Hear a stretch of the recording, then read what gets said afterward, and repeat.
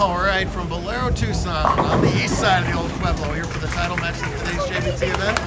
Amanda Henderson finds herself in the handicap title match. She's taking on a newcomer in Caleb Christner for the handicap title. Amanda's got her hands full, or her handicap chart full. She's got to win by 62 to tie, 63 to win, because that's who Caleb is, the little guy over there and all that. In the scratch division title match, Aiden Reyes-Jimenez having a fine season. He's looking to add another title to his collection. He's taking on Dylan Donahue, who of course he wants to win, but is also shocked to find himself here. He was out the door about an hour and a half ago. Yeah. Got a lucky break to survive in this Survivor format and has taken full advantage of that break.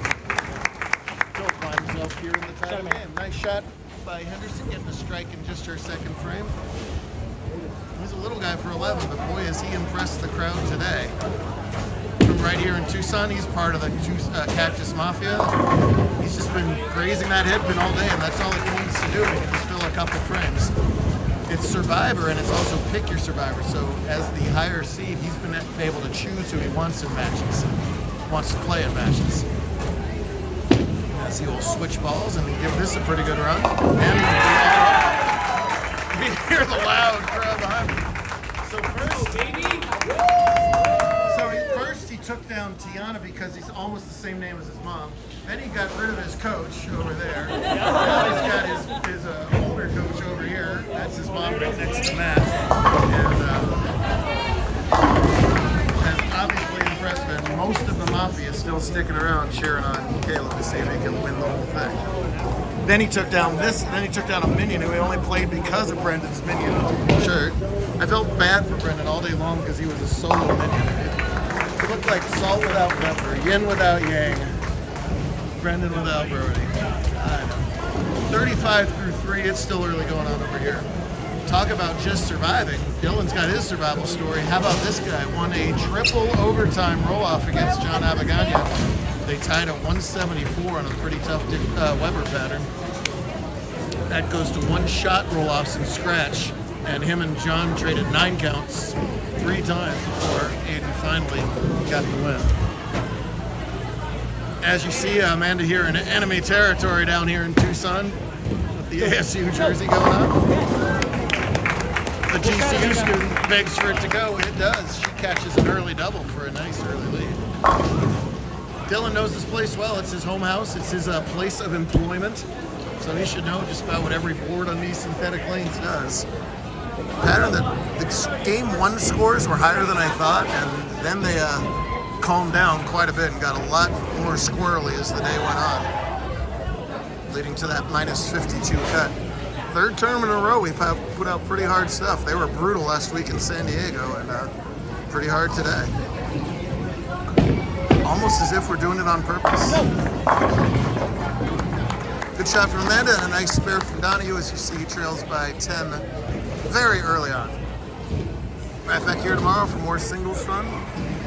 Big thanks to everybody for having us, Gabby and the whole crew. We didn't see Jacob today. Jacob planned his time off 6 months ago for this weekend.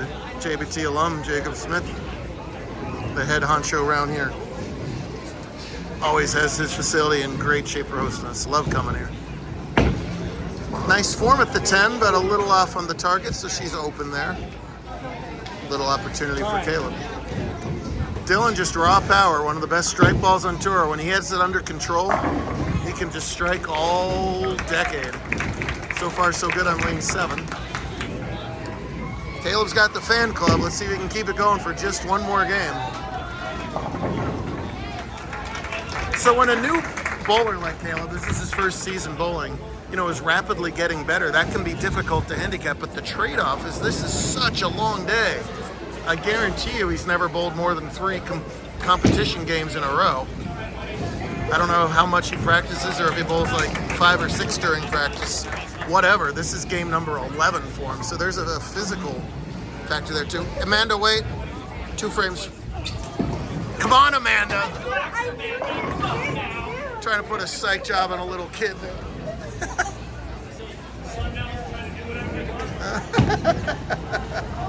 Oh, that one slides off into the drink.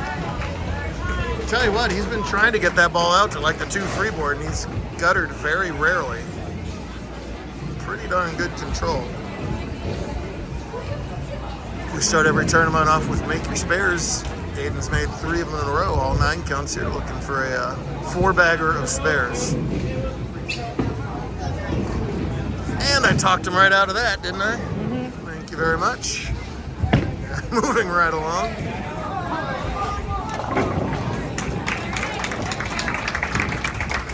It's tough to figure out ahead or behind when there's such a handicap difference as 62 bins. Brendan had to give up 90, what was it, 97? We have had triple-digit handicap differences before, but 97's up there. Brendan got the all-conference point lead after last weekend. I'm sure he noticed on the website. Well, open in the 4th, but recovers with his first strike of the title match. Dylan grabbed the 2-pin lead on the bench. He could make it 22 with 2 more strikes here. Good shot from Henderson. Doesn't quite get up the hill, leaves the 5. Now that she's out at ASU, this is her.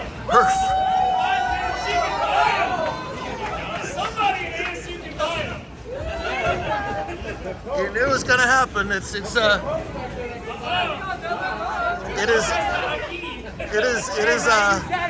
It is homecoming week up at ASU.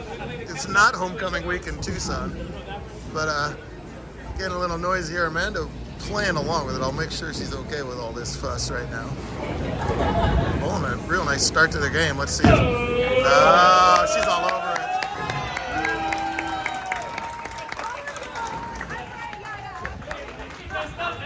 You bet she can handle it. Yes, try it again. Oh, it's an atmosphere already here. Oh, yes. Ton of power. He needed every little bit of it as the 5-7 was the last 2 to fall, and he does extend his lead to 12. She's from SoCal. Wonder why we didn't see her before she went to ASU.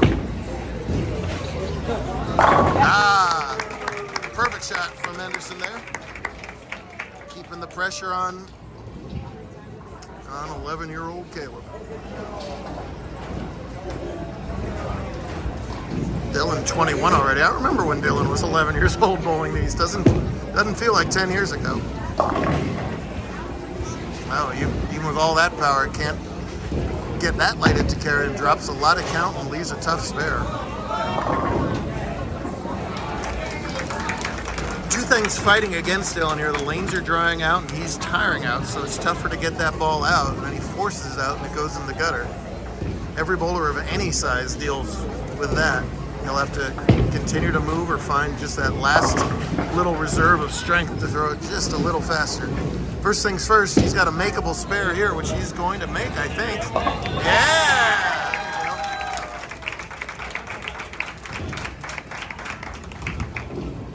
Well, after 5, he trails by 46 on the score, and he's only getting 62, so Amanda's made up more than half the handicap difference in half the game.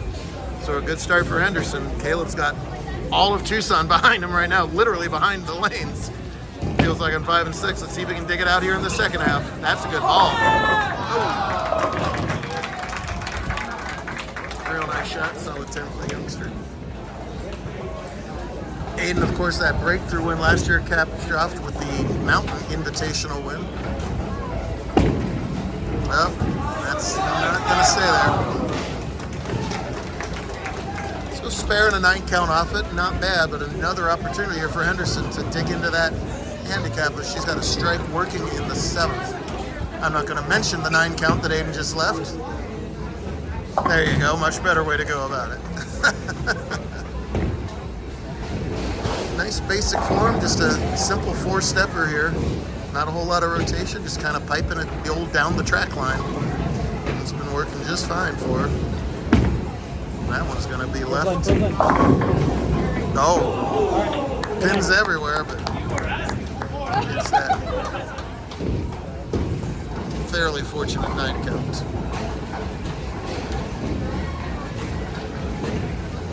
We've critiqued Aiden's game a lot on these video cameras. He used to dip his shoulder so severely. I felt like his right shoulder was going to foul sometimes. He has raised it considerably with that very vertical walk, and I think that's helped his game tremendously. I think it's helped him repeat shots and not be so grabby at the bottom of it. The end result's a really nice ball roll and a factor at just about every tournament he enters. Switches to the plastic, hard and straight. That's excellent form, and that's a nice spare from Henderson. She's got the right personality to deal with a match like this. Sometimes if it's, you know, the world against you, a little kid against a college girl, it can be a difficult scenario, but she's just smiling and having fun with it, playing with the devils versus cats of it all. And in command of this game so far, only one open frame. 8th frame already over here.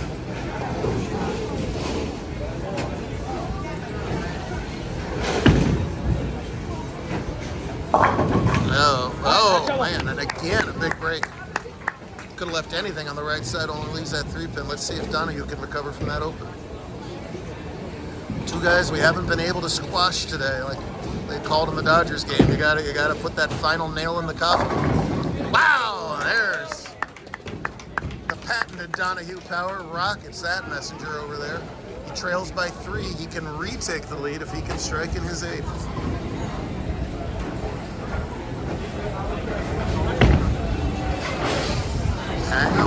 Just shaves enough of that 3-pin off. She leads by 57. It's only giving 62, so she's in fantastic shape. 2.5 frames left. But Caleb has been finishing strong and rolling strong. All 9 games so far over 100. That was on a 76, obviously rapidly improving entering average.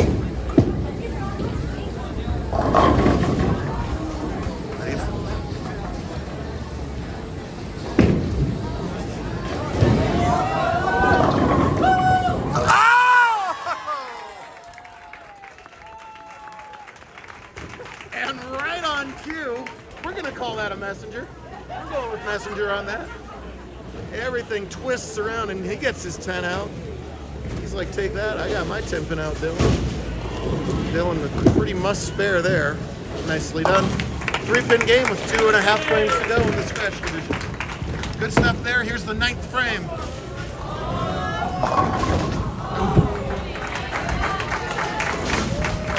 Man, if he came back with an 8th and 9th frame double, the roof might have come off this place. Up instantly, as all the little kids do. There is no pre-shot routine when you're at this stage of the game. Can he cover it, though? He's got a chance. He's going to get it.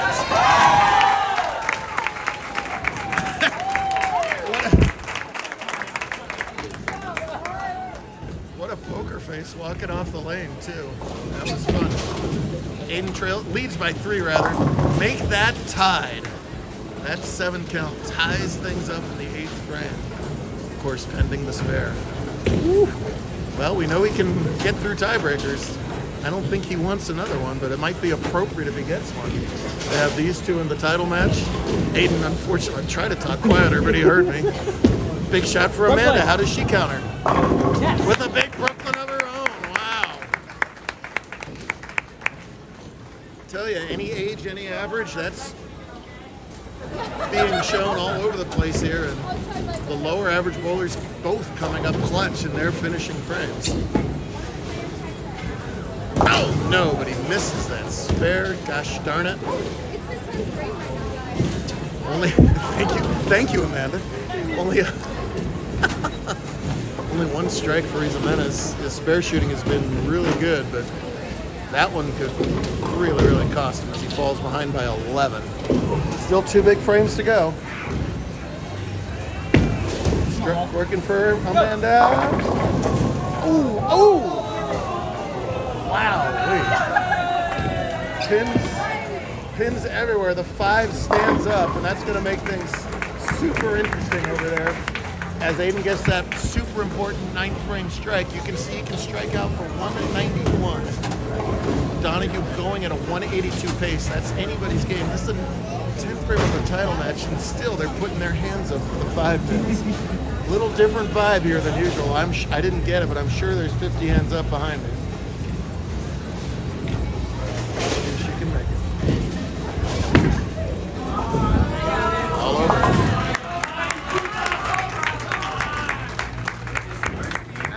talked about how it can have a bad effect to be this loose, but I think it's been super helpful for Amanda. It's keeping her loose in what otherwise would be a very stressful situation.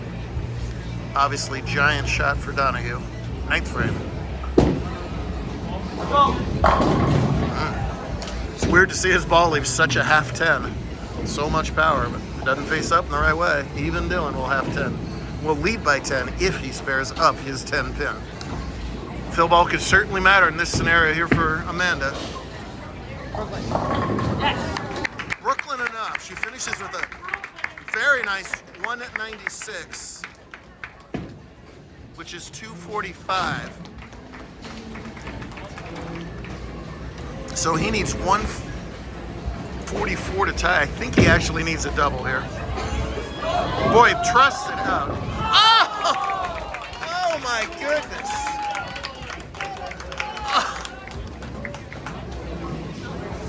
He's like 2 feet tall. He loops the whole lane to the one board in the 10th frame. 38. He does, yes, spare. He has to spare this. 138 with spare strike is 249. So he needs like spare and 7. Let's see if he gets the spare first, then we'll double check. Must spare it.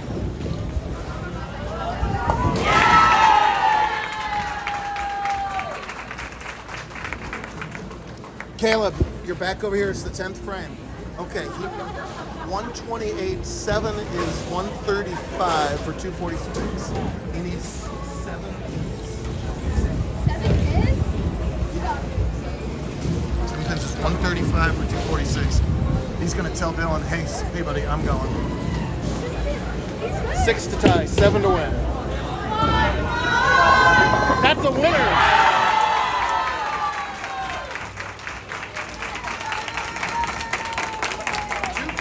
248. Listen to Tucson go nuts. Incredible, but this is a giant shot for Dylan too. They have a legit chance of tying at 191. That 4 pin's not gonna get there. Here's the deal over in scratch. 181 with the spare for Dylan, and it's an important spare because that would eliminate the tie scenario here. Let's see what Aiden will have to do. Aiden has a chance to win no matter what.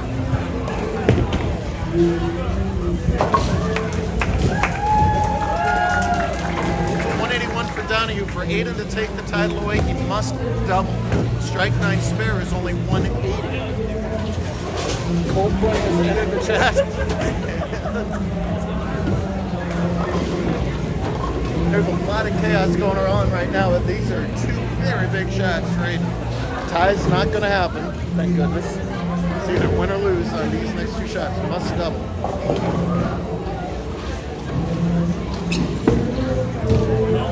That's never going to get there. He almost got the break of the year with that pin off the side. It doesn't happen. And from out the door to JBT champion right there. So Tucson defends its home turf. And relief. Oh my God, it's been too long. Man. It has been a while. It's only his 3rd career title. But listen, I know Aiden's disappointed with that shot, but they were 2 of the lower qualifiers for this round, and they were the definition of Survivor. All the way around.